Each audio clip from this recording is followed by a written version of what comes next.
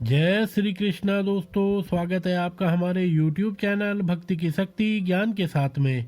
दोस्तों, आज के इस वीडियो में हम आपको बताएंगे जब भगवान श्री कृष्ण ने सत्यभामा, गरुड़ और सुदर्शन चक्र का चूर किया घमंड। आइए जानते हैं।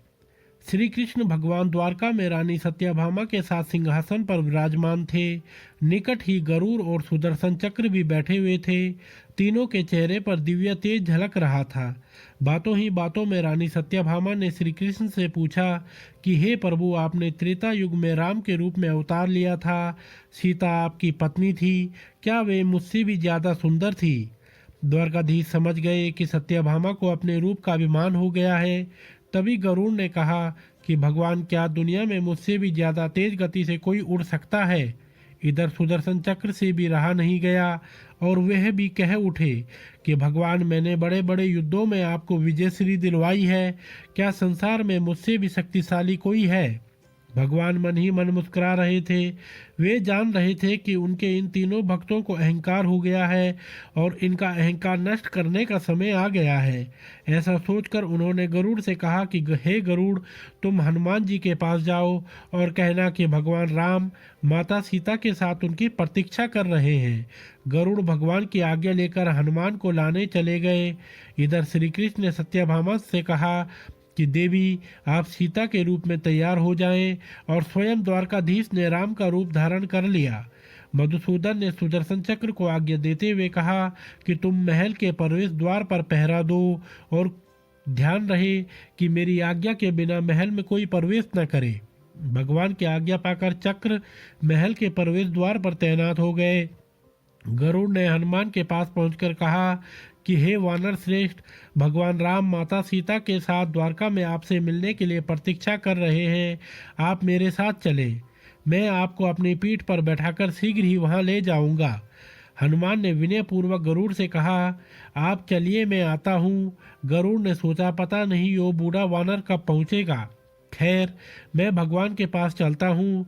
यह सोचकर गरुड़ शीघ्रता से द्वारका की ओर उड़े। पर यह क्या, महल में पहुंचकर गरुड़ देखते हैं कि हनुमान तो उनसे पहले ही महल में प्रभु के सामने बैठे हैं। गरुड़ का सिर लज्जा से झुक गया। तभी श्री राम ने हनुमान से कहा कि पवन पुत्र, तुम बिना आज्ञा के महल में कैसे प्रवेश कर गए? क्या तुम्हें किसी ने प्रवेश द्वार पर रोका नहीं? हनुमान ने हाथ जोड़ते हुए सिर झुकाकर अपने मुंह से सुदर्शन चक्र को निकालकर प्रभु के सामने रख दिया। हनुमान ने कहा कि प्रभु, आपसे मिलने से मुझे इस चक्र ने रोका था, इसलिए इसे मुंह में रख मैं आपसे मिलने आ गया।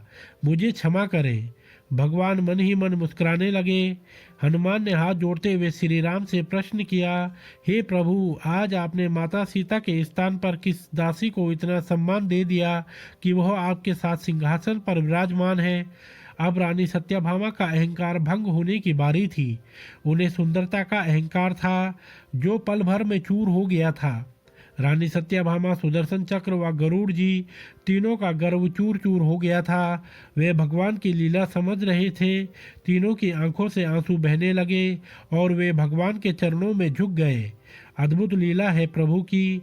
अपने भक्तों के अहंकार को अपने भक्त द्वारा ही दूर किया उन्होंने।